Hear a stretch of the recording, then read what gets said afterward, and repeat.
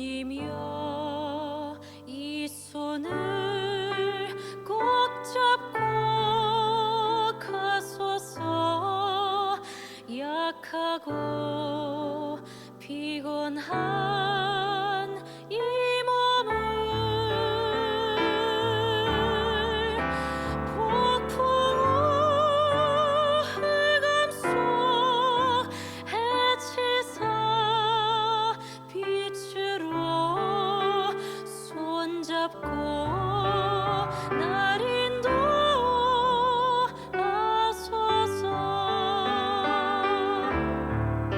주님이여 이 손을 꼭 잡고 가소서. 약하고 피곤한 이 몸을 폭풍우 흑암 속 해치사 빛으로 손잡고 날 인도하소서.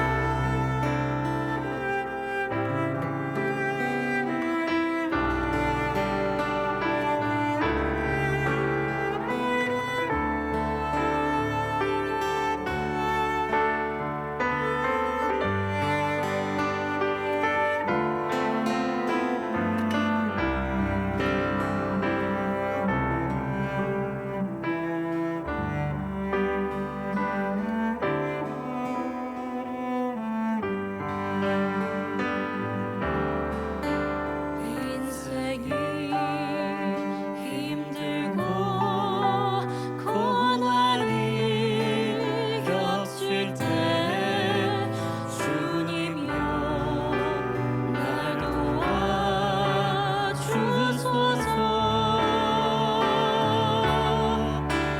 외치는 이 소리 귀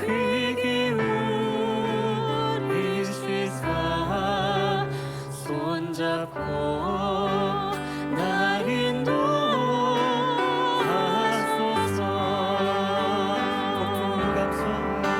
폭풍우 흑암 속 해치사 빛으로 손잡고 날 인도하소서.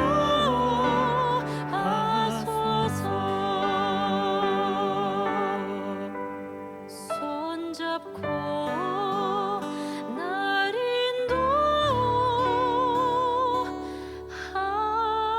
인도하소서.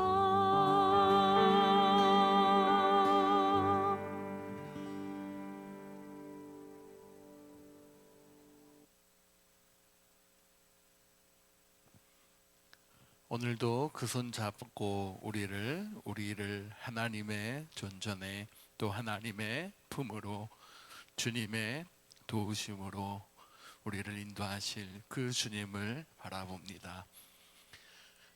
말씀하시는 하나님, 또 모든 것을 다스리시고 그 하나님의 능력과 은혜 안에서 모든 것을 통치하시는 그 하나님을 우리가 이 시간 따르고 믿고 의지하고 순종하오니 주님 말씀하여 주시옵소서.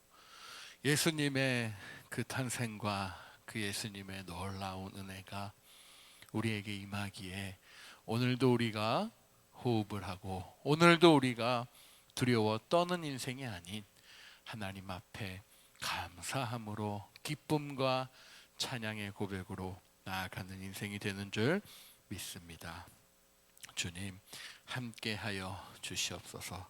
이 아침에도 하늘문 여시고 그 하늘의 놀라운 은혜와 사랑으로 함께하실 주님을 바라보며 예수님의 이름으로 감사하며 기도드리옵나이다. 아멘, 아멘.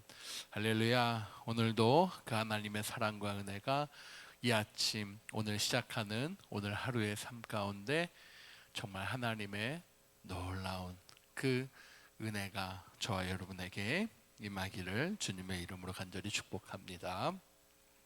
오미크론 확산 때문에 참 많이 어렵고 힘든 그런 상황인 것 같지만, 그럼에도 우리 주님 역사하십니다.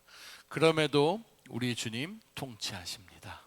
우리 그 믿음 가지고 우리가 조심하고, 또 우리가 두려워하거나 우리가 어떤 것의 상황과 환경에 따라서 움직이는 자들이 아니라 믿음에 따라서, 주님 말씀에 따라서 오늘도 그 주님이 주시는 힘과 능력을 힘입어 살아가시는 모든 성도들 되시기를 주님의 이름으로 축복합니다. 하나님이 오늘 우리에게 주시는 말씀은요, 누가복음 2장 1절로 7절의 말씀입니다. 누가복음 2장 1절로 7절의 말씀, 우리 한마음 한 목소리로 함께 봉독하게 올리도록 하겠습니다. 누가복음 2장 1절로 7절입니다. 그때에 가이사 아구스도가 영을 내려 천하로 다 호적하라 하였으니, 이 호적은 구레뇨가 수리아 총독이 되었을 때에 처음 한 것이라. 모든 사람이 호적하러 각각 고향으로 돌아가매 요셉도 다윗의 집 족속이므로 갈릴리 나사렛 동네에서 유대를 향하여 베들레헴이라 하는 다윗의 동네로 그 약혼한 마리아와 함께 호적하러 올라가니, 마리아가 이미 잉태하였더라. 거기 있을 그때에 해산할 날이 차서 첫 아들을 낳아 강보로 싸서 구유에 뉘었으니, 이는 여관에 있을 곳이 없음이러라. 아멘, 아멘, 아멘. 자, 누가는 제가 앞서 설명드렸듯이 논리 정연하고 역사적 관점 속에서 모든 상황을 조목조목 그렇게 분석하고 기록하는 그러한 학자였습니다. 그 누가의 기록에 따라서 이제 예수님의 탄생 사건을 전해주고 있는 것입니다. 예수님이 언제 탄생하셨는지, 어디에서 탄생했는지, 또 무슨 이유로 그곳에 탄생하였는지를 시대와 역사와 상황적인 그 모든 것을 근거해서 전해주고 있는 것이었습니다. 천사가 또한 예고한 대로 마리아는 아들을 잉태하게 되었고, 출산일이 점점 가까워 왔습니다. 그때 가이사 아구스도가 인구조사를 명령하였고요, 마리아와 요셉은 그 명령에 따라서 모든 사람이 다 그 명령에 준행하는 행동을 해야 됐기 때문에 마리아와 요셉도 그들의 고향 베들레헴으로 가게 됩니다. 그리고 그곳에서 드디어 이 땅에 구주로 오신 예수 그리스도의 탄생을 맞이하게 되는 것이죠. 누가는 예수님이 태어날 당시의 정치적, 사회적 배경을 소개합니다. 1절에서 3절의 말씀을 보니까요, 그때 로마의 통치자 아구스도 황제는 호적 등록을 하라라는 명령을 전체 지역에 내렸습니다. 이 명령은 무엇을 위해서요? 당시에 팍팍한 그 살림살이를 더 팍팍하게 하여서 자신들의 그 통치와 자신들의 운영을 위한 목적으로 세금 책정을 위해서 로마가 점령한 지역 주민들에게 더욱더 가혹한 그러한 형벌처럼 내려진 것이었습니다. 이 명령에 따라서 유대인들은 고향으로 가서 호적을 등록해야만 했습니다. 그리고 이 호적은 구레뇨 수리아의 총독일 때 이루어진 일이라 라고 누가는 기록하고 있습니다. 당시는 로마가 세상을 지배하던 시대였습니다. 가이사 아구스도, 아우구스투스 그 황제는 로마의 2차 3두 정치를 종식시키고 로마의 황제가 된 인물이었습니다. 당시의 로마 황제는 무소불위의 권력자였죠. 그는 자신의 뜻대로 로마의 모든 점령지에 호적 등록을 명령합니다. 자신의 뜻에 의해서 자신의 목적 속에서 그 일을 진행하였습니다. 여기에 중요한 사실이 있는 거예요. 자신이 뭘 하고 있는지 자신의 목적과 자신의 그 뜻에서만 움직이고 있는 로마 황제였습니다. 그러나 그 인간의 뜻 속에서 보다 큰 일을 계획하고 계시는 분이 계셨다라는 것이죠. 바로 하나님이셨습니다. 하나님은 그가 하고 있는 일, 그 일이 바로 하나님의 계획 속에서 이루어지고 있는 그 일이다라는 사실을 모른 채 자신의 뜻과 자신의 목적과 자신의 그러한 이득만을 위해서 그 일을 진행하고 있었던 것이었어요. 세상의 모든 통치자와 권세들이 하나님의 통치 아래 있음을 하나님이 다시 한번 이 사건을 통해서 드러내신 것입니다. 하나님의 뜻 안에서 이 황제, 당시의 최대 권력자였던 이 사람들도 잠시 자신에게 주어진 힘만을 사용하고 있었을 뿐이다라는 사실이에요. 사랑하는 여러분, 지금도 마찬가지입니다. 참 많이 힘들고 어렵고 지쳐가고 있는 이 시대 속인 것 같지만 하나님은 이 상황 속에서도 역사하고 계시다라는 사실이에요. 하나님은 지금 이 상황을 그저 우리의 그러한 고통과 힘듦의 절규의 소리로만 듣고 계시지 않고 하나님의 큰 계획과 하나님의 뜻을 위해서 지금도 이 시간 일하고 계시는 줄 믿습니다. 이처럼 예수 그리스도의 탄생 속에서 우리가 발견할 수 있는 진리는요, 하나님의 섭리의 발견입니다. 오늘 저와 여러분이 하나님의 섭리의 안에 있음을 고백할 수 있기를 다시 한번 주님의 이름으로 축복합니다. 그렇다면 어떠한 하나님의 섭리 속에서 일하시는가, 두 가지를 좀 살펴볼 수 있기를 원합니다. 첫 번째는요, 하나님은 미약한 자들을 통해서 일하시고 계시는 하나님이시다라는 사실이에요. 가이사 아구스토는 로마 제국의 속국들에게 세금을 징수하기 위해서 철저한 인구조사를 명령합니다. 이 명령에 따라서 요셉과 약혼녀 마리아는 함께 베들레헴으로 가야만 했습니다. 당시 로마 황제는 무소불위의 권력자였죠. 그는 온 세상에 대한 절대 권력을 가졌고 휘둘렀으며 그의 말이 곧 법이었습니다. 그의 명령 때문에 어쩔 수 없이 베들레헴으로 가야만 했던 그 요셉과 마리아를 보면서 그 어느 누구도 그들을 통해서 하나님의 놀라운 계획과 섭리와 일들이 이루어지고 있음을 짐작할 수는 없었을 것입니다. 그렇다면 오늘도 하나님의 사람인 저와 여러분을 통해서 하나님은 하나님의 일을 진행하실 수도 있다라는 사실이에요. 그 사실을 무엇으로요? 믿음으로. 아멘. 믿음으로 내가 믿고 그 내게 맡겨주신 일, 내게 맡겨주신 오늘 하루를 최선을 다해서 살아내는 것이 바로 저와 여러분의 행복한 삶의 비결이 되는 줄 믿습니다. 그 베들레헴으로 가야만 했던 요셉과 마리아, 어느 누구도 그를 통해서 하나님의 섭리가 이루어지고 있음을 알 수는 없었지만 하나님은 알고 계셨다라는 사실이에요. 그처럼 하나님은 하나님의 계획 속에서 하나님의 사람들을 통해서 일하고 계심을 다시 한번 드러내 주십니다. 오늘도 저와 여러분을 통해서 하나님은 일하실 줄 믿습니다. 그만큼 그들은 로마 형제와 비교할 수 없는 미약하고 나약한 존재였어요. 그렇죠. 요셉과 또 어떻습니까? 처녀 마리아는 약혼한 상태이지만 어떻게 처녀가 잉태하여 애를 낳을 수 있느냐라는 그 수치와 모멸감과 그 두려움으로 가득 쌓여 있는 상태였습니다. 이처럼 미약하고 나약한 존재를 통해서도 하나님은 하나님의 계획을 이루시는 하나님이심을 드러내고 계신 것이에요.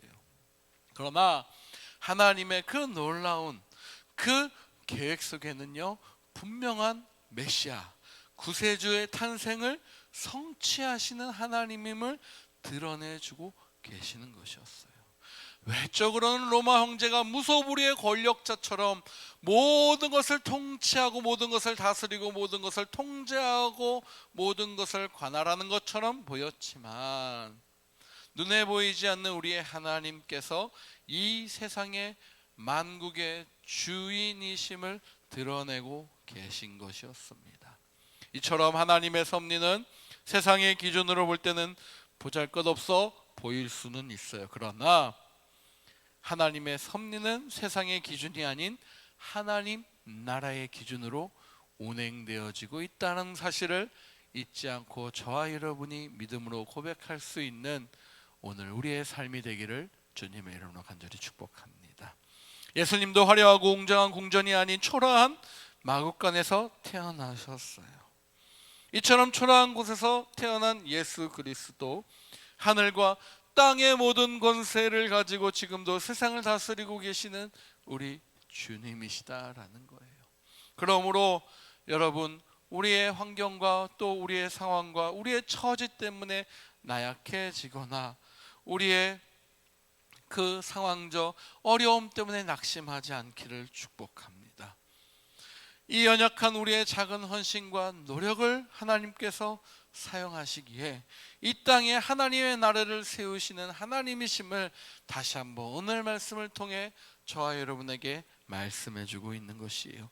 그 사실을 믿음으로 기억하고 믿음으로 하나님의 뜻이 이 땅에 이루어지기를 순종함으로 오늘 하루를 시작할 수 있기를 주님의 이름으로 간절히 축복합니다.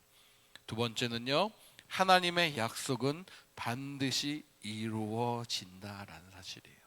누구의 약속이에요? 하나님의 약속입니다. 하나님은 그 약속을 반드시 이루시고 성취하시는 하나님이시다라는 거예요. 마리아는 베들레헴에서 아들을 낳았습니다. 가브리엘 천사가 예고한 대로 성취된 것이었어요. 하나님은 베들레헴에서 이스라엘을 다스릴 왕이 태어날 것을 미가 선지자를 통해 예고하셨습니다. 가이사우스구도는 자신의 의지와 상관없이 하나님의 약속을 성취하는 도구로만 사용되어진 것이었어요. 하나님의 약속이 성취된 것은 이뿐만이 아니지요. 요셉과 약혼한 마리아는 베들레헴에서 아이를 낳게 됩니다. 요셉과 아직 결혼하지 않은 상태에서 처녀의 몸으로 잉태되어 처녀의 몸으로 말씀대로 아들을 낳은 것이었어요. 하나님은 여자의 후손을 통해 구원을 이루실 것을 분명히 말씀으로 언약하시고 약속하셨습니다. 예수 그리스도의 이 탄생 사건은 이와 같이 구원에 대한 하나님의 약속이 역사 속에서 정말 어떻게 이루어지고 있는지를 누가의 기록과 모든 것을 더불어서 정확하게 나타내고 계신 사건이다라는 거예요. 저와 여러분에게 이 약속의 사건을 보여주신 이유는 단 한 가지예요. 하나님은 반드시 약속하신 것을 지키시는 하나님. 할렐루야. 하나님은 미약한 자를 통해서 일하심을 저와 여러분에게 보여주셨다라면, 하나님의 약속을 받은 저와 여러분이라면, 하나님의 그 말씀의 약속을 믿는 저와 여러분이라면, 하나님은 그 말씀을 이루시는 하나님, 약속을 이끌어 가시는 하나님이심을 반드시 기억할 수 있는 저와 여러분 되시기를 주님의 이름으로 간절히 축복합니다. 하나님의 신실하심으로 이 모든 것을 이루신 것이었어요. 우리도 그 하나님의 나라와 예수 그리스도의 그 재림에 대한 놀라운 약속을 받은 사람들입니다. 뿐만 아니라 우리는 예수 그리스도와 같이 부활할 것이다 라는 약속을 받은 사람들이에요. 그러므로 이 약속을 성취하기 위해서 지금도 보이지 않아도 일하시고 계시는 하나님의 역사와 그분의 섭리를 믿음으로 믿고 따르는 저와 여러분이 되시기를 주님의 이름으로 간절히 축복합니다. 천사가 마리아를 만난 이후로 모든 사건이 하나님의 계획과 목적에 따라 진행되어진 것처럼 이 세상에서 일어나는 모든 일은 하나님의 약속을 성취해가는 과정에 있음을 기억할 수 있기를 축복합니다. 이 확신으로 믿음의 길을 흔들림 없이 걸어갈 수 있기를 예수 그리스도의 이름으로 간절히 축복합니다. 오늘도 그 믿음의 길이 저와 여러분에게 열린 것이에요. 하나님의 섭리는 하나님이 뜻에 하나님의 방법대로 이루어짐에 있습니다. 우리가 혹시나 기대하고 우리가 바라는 어떤 화려함이나 힘의 권리나 힘의 능력으로 나타나지 않았습니다. 사람들은 거창하고 화려한 것을 좋아할지 모르지만 하나님은 보이지 않는 작은 사건, 상황, 그 모든 순간순간 속에서 차근차근 하나님의 계획을 이루어 가시고 성취하시는 하나님이신 것이에요. 그러므로 저와 여러분 가운데 일어나는 크고 작은 일들을 그냥 가벼이 넘기지 말고 정말 하나님께서 나와 함께 하시는 그 함께 하심의 은혜와 기쁨 속에서 그 섭리를 따라서 말씀에 순종하며 하나님과 동행하는 삶을 저와 여러분이 반드시 살아야 될 줄 믿습니다. 오늘도 하나님은 그렇게 우리와 함께 일하시는 하나님이세요. 그 하나님이 저와 여러분의 하나님이시기에 오늘도 우리는 그분을 믿고 순종하며 따라갈 수 있는 것입니다. 놀라운 것은 그 예수님의 삶이 그랬다라는 것이었어요.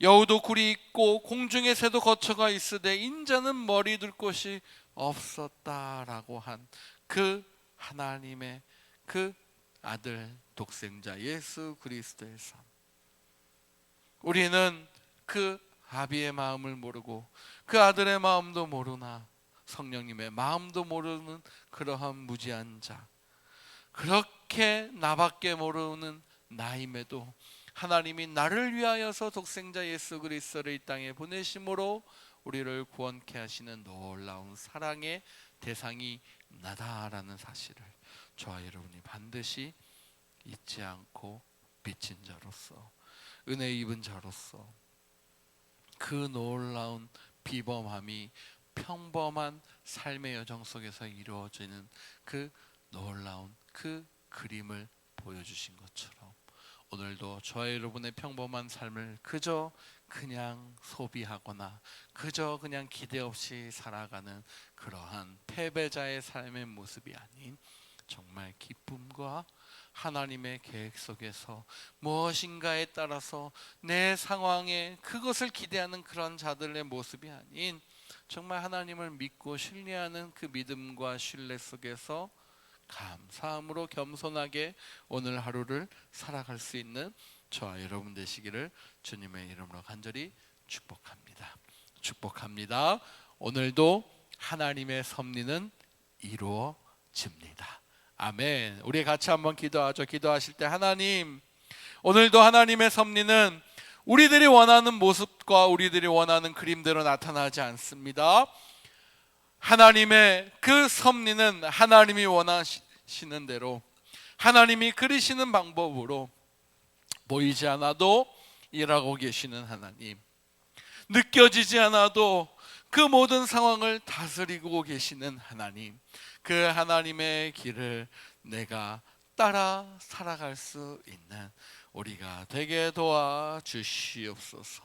하나님, 하나님이 함께 하시기에 오늘도 내가 그 주님의 길을 순종함으로 나아가오니 주님 역사하여 주시옵소서. 하나님의 그 삶을 기대하며 하나님의 약속을 이루시는 하나님이심을 다시 한번 바라보니 함께하여 주시옵소서. 우리 그 마음으로 함께 같이 기도하며 나아가겠습니다. 주님,